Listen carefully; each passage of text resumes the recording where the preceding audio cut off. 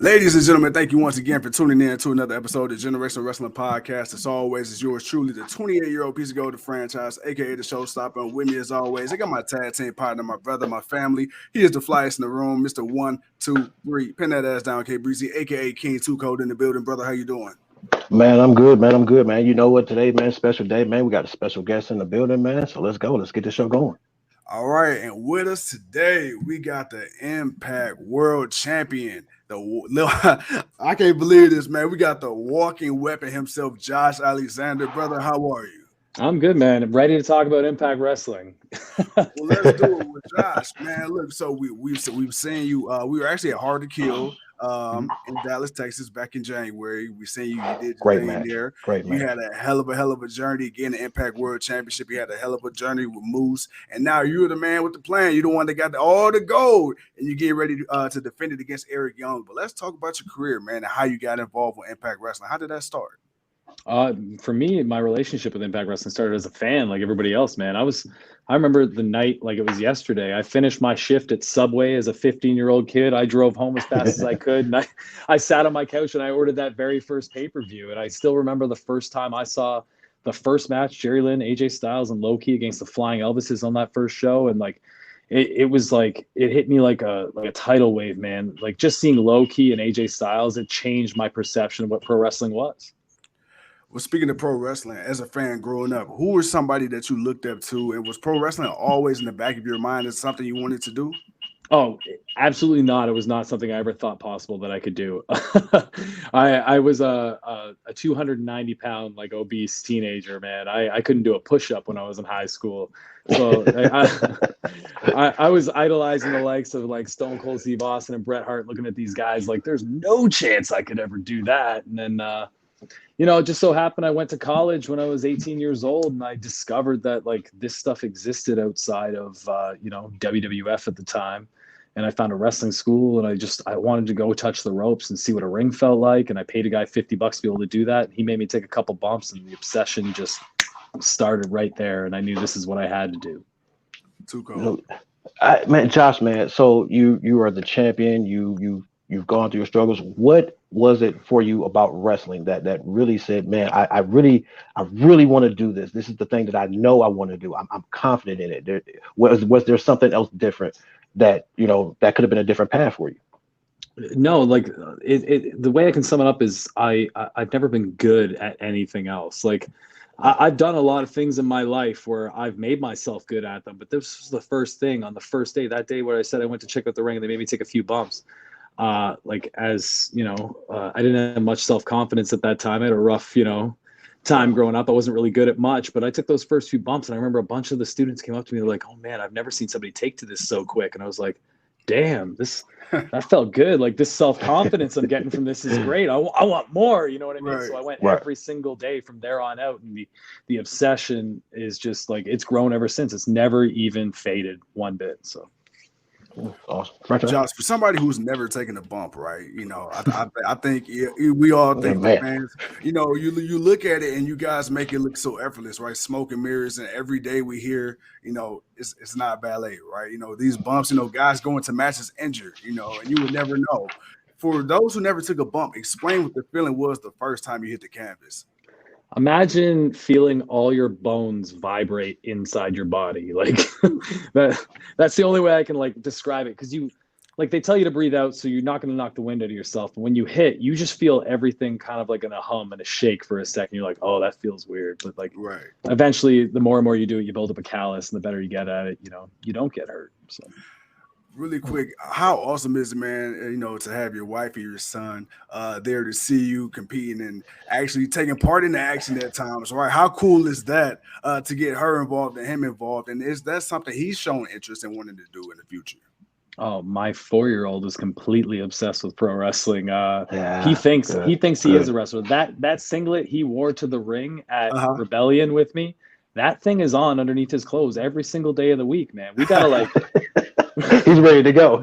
yeah, and just in case a match breaks out, we gotta take that off him and like tear it from screaming and crying just to wash it. You know what I'm saying? Like he's completely obsessed. It's unlike anything I've ever seen. I have an older son than him. He's like almost 8 years old. He doesn't have much interest in wrestling. That's fine. I never pushed it on them. Like I want them to do whatever they enjoy, but like just for me, like most dads get to bring their son to like Disneyland and get a picture with Mickey Mouse. My son has video footage of him walking to the ring in front of, thousands of people and on pay-per-view around the world with me. And I get to share that moment with him. And that's like, it's unbelievable. As far as your journey coming in and being a wrestler, being someone to prove that you're legit, and now that you went through your storyline with Moose and you guys had a hell of a battle, hell of a battle. What is it for you to know you went through this journey and this is where you're at, and that you are the champ, you are the man, that no one can refute that from you, and what you got going on looking forward? Well, like I've never been like an everything happens for a reason guy, but in the past couple of years of my life, I've certainly been able to see some signs here and there of stuff that like, man, I'm really glad this worked out the way it did. And like awesome. I could have won that championship from Christian Cage, who's a legend in the wrestling business, not just TNA at Bound for Glory on the biggest stage. And I could have been world champion right then and there. But I'm happy it worked out the way it did, because that whole 7-month run of Moose stealing the championship from me having to climb my way back through all these challenges, I think that brought the fans behind me even more than they were before, because I was known for being good in the ring, having like kick-ass matches as an X Division champion, but nobody really knew me. And they got to know me through that 7-month run. So everybody wanted me to beat Moose so bad. Now, everybody's on board, and it's great for me. It's great for Impact Wrestling. And I can't say I'm looking past Eric Young at Slammiversary, but there's a ton of people on this roster that are hungry that I'm itching to get in the ring with. So I want to talk to you about Eric Young, but I want to go back to what you said about, that 7-month build-up, building the anticipation for the fans wanting to see you, right? Explain to the fans the importance of storytelling, because now we live in the digital age, right, where they want everything now. And sometimes when we don't get it, it's like, what are they doing? But then when you see in the long run, like, oh, you know what? I didn't see it 4 months ago. This makes sense. Explain storytelling and the art of it, especially as a wrestler. Do you ever get those moments where you feel like, this isn't happening as fast as I want it to? That doesn't happen for me, because like I'm kind of like a historian of pro wrestling. I've gone back in time and I've experienced some of these great feuds and stuff. And I don't think anything ever happens fast. And like you said, right now, the wrestling community has an attention span this big. Yeah. And they want everything now. They want these new champions. Once there's a champion crown that was a fan favorite, they're like, who's the next guy? They want to know that right away. You know what I mean? And you can't please everybody, obviously, but I think like one of the things that benefited Impact Wrestling in the early age is that they had patience and they invested in like, lesser known talents at the time. And those are guys like AJ Styles and Low-Key and Chris Sabin and all these guys that went on to become homegrown stars. Yeah. And, 5 years ago, management changed in Impact Wrestling. And I think they went back to basics. They went back to doing that. That's why you see guys like me, Mike Bailey, Ace Dawson, Chris Bay, girls like Tasha Steele, Deanna Parazzo. They're making their own homegrown stars again, rather than, just picking up somebody else's scraps. Absolutely. Between you, not between, but you having to face Eric Young, someone who has been in Impact, who has really been one of the founding members, if you could say, kind of that growth for Impact through the years, and to see the difference in his character and who he has been and what he has become now, man, what are your thoughts going into your match, man, knowing that you're not, this isn't EY, this isn't the guy that people know him to be, man. This is a different Eric Young, man. This guy, he's totally off the hinge. What are your thoughts going into this match? I mean, the one word that I think describes Eric Young more than anything over these past 20 years, just being a fan watching his entire career here, is unpredictable. Like he's he's a Swiss Army knife of pro wrestling. Like he's made people laugh over the years. He's made people cry. He's scared people over the years. And now he's just this crazy character and violent by design, right? So, but the one thing that holds true with Eric Young that you can't deny over the years is regardless of who he's been put in the ring with, that man always delivers. True. And that's where I make my money. I make my money in the ring when the big matches happen, because at the end of the day, I am a pro wrestler. That's what I love. That's what I want to do. And, if I'm going to go down the history books as one of the best champions in Impact Wrestling history, which is like the only thing I have left to do in this company, I got to do it against the best of the best. And I think there's no better opponent for me at the 20-year anniversary of this company than Eric Young, because I think he embodies that first 20 years more than anybody on the roster. Speaking of, you recently spoke of the recent regime change a few years back, and Impact's definitely had their ebbs and flows, right? 20 years ago, 2002, Jeff and Jerry Jarrett, they founded this thing. How does it feel for you, man, to be a part of arguably, the second biggest company in the world right now? Yeah, dude, it feels amazing because like I said, I started as a fan. That whole 2002 through 2013, that was just TNA Impact Wrestling ascending the heights it had never seen before. And the elephant in the room is that there was a dark age in Impact Wrestling where it wasn't so good. But like I said earlier, that regime change, they went back to basics. You had guys like Scott D'Amore that took over here, and they want to play the long game. They want to invest in the future, and that's like just taking risks and opportunities and giving away opportunities and trying to innovate. Like that's what I think Impact did in the beginning that made it so special. That X division was an innovative thing. They gave opportunities to lesser known people. That Knockouts division was the real women's revolution before the women's revolution ever happened. You saw women kicking ass here before anywhere in the North American wrestling scene. Yes, and indeed. Now we're getting back to it, just doing more of the same. And that's why at Slammiversary, you're going to get kick ass. Ultimate X match with some of the craziest high flyers coming together. And then you're going to see the history-making first ever Queen of the Mountain match with yes, sir. all former champions in the match. Like, I love Tasha Steelz. She's probably my favorite to watch in all of Impact Wrestling. I think she's entertaining as hell, very talented in the ring, but she's going to have a tough task keeping that championship in that match, man. So, I know. Yeah, most definitely. Now, speaking go of... ahead. Sorry, go ahead. No, go ahead, man. You good. All right, so the one thing that seems to come across a lot, especially with people now in the newer Impact regime, is they seem to give a lot of praise to Scott D'Amore, and rightfully so. Personally, to you and your growth as a wrestler, and Impact especially, what has Scott D'Amore and his mentorship meant to you? It's meant a lot to me, man. I wouldn't be where I am today without Scott actually believing in me and giving me an opportunity. Because, as a pro wrestler, I've learned that persistence and patience is the most important thing. And like I said, a lot of people want things immediately right now. Like you see somebody like Nick Wayne get a contract when he's 17 years old. Right. And anybody that's older than him is like, oh no, I'm behind the game. You know what I mean? I didn't get signed to be a pro wrestler until I was 30 years old. I was 14 years into or 32 years old. I was 14 years into my career. Right. So you think about it like that. I was given opportunity after opportunity those first 14 years, and I fumbled the ball a ton of times. So I learned those lessons. So when I signed here after 14 years, every opportunity I've been given, I've gotten a touchdown. And that's why I'm already a Triple Crown champion here in Impact Wrestling in my first 3 years. That's why I'm a champion now, because I learned all those lessons before I got here. I didn't have to learn while people were watching me on television. When I got to this big stage, I was ready. And that's because of Scott. Sorry. No. 20 years of Impact, 20 Slammiversary, and just so much of the important matches and the big names that have come through and had great matches.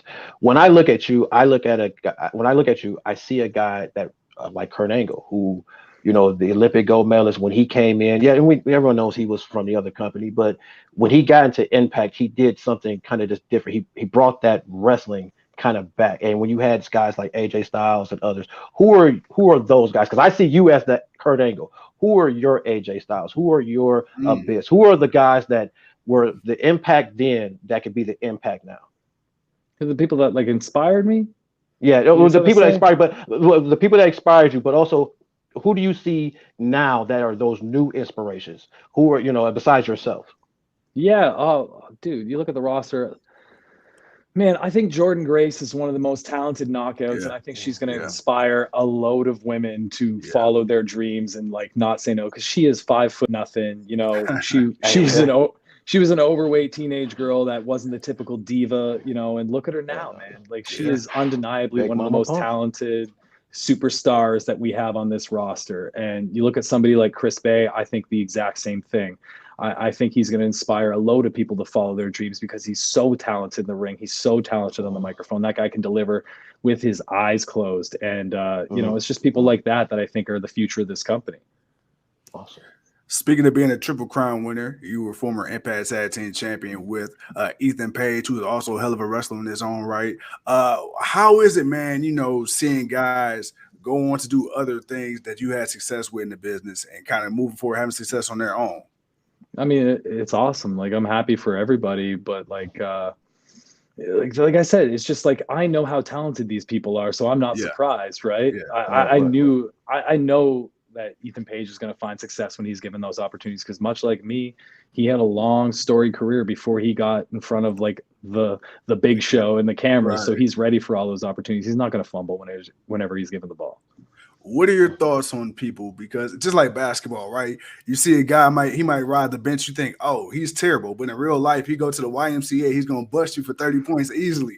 So, what are your thoughts when people criticize wrestlers? You know, quote unquote, not being as good in the ring or to their liking as some of their top favorites. You know, what do you have to say for people that feel like? Because you have to think at some point, you don't make it to professional wrestling by accident, right? You may have a little luck there, but there has to be something there. What are your thoughts that people think that anybody can just become a professional wrestler?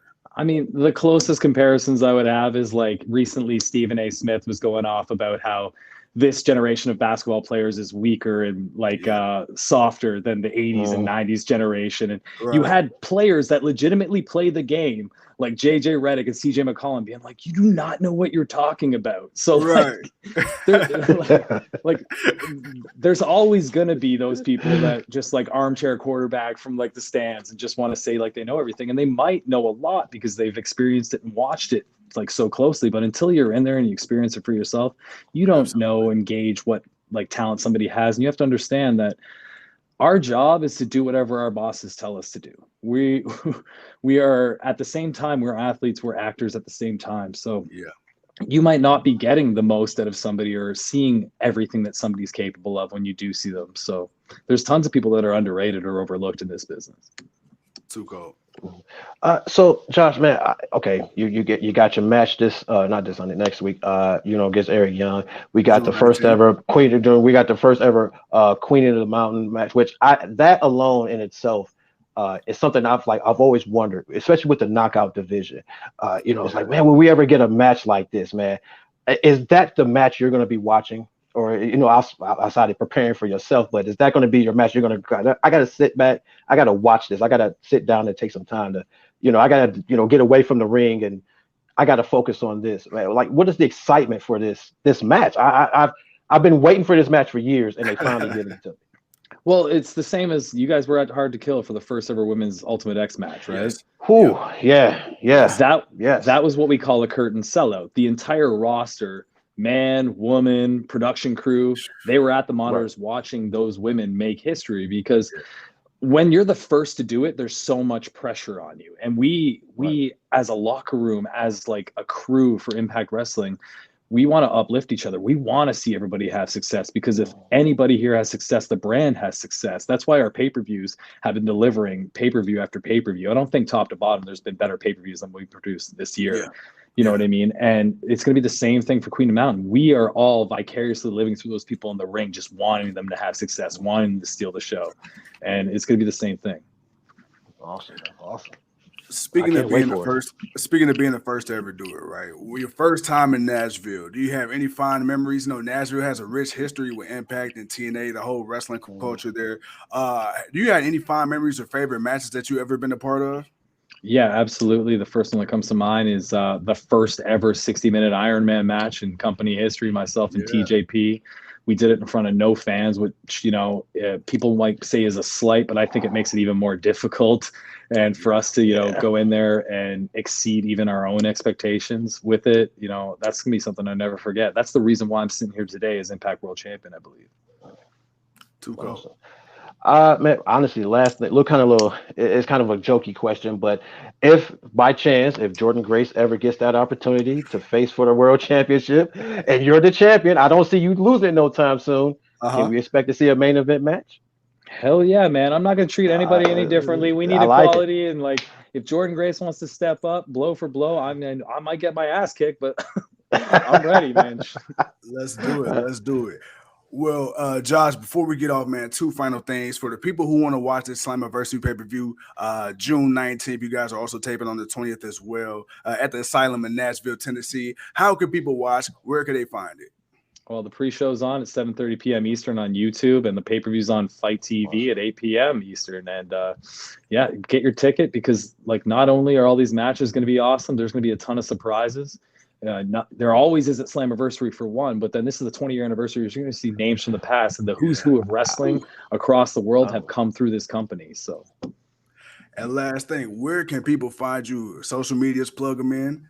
Yeah, Instagram and Twitter at walking_weapon. That's it, man. Thank you. Walking weapon. I love that name. The walk. You are definitely a walking weapon, my guy, and it's a joy to see you. Yeah, man. Thanks so much for having me on the show.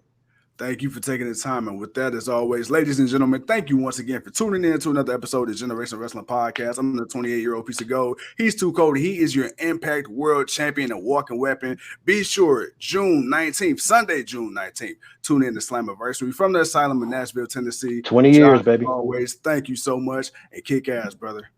Thanks, guys. All right.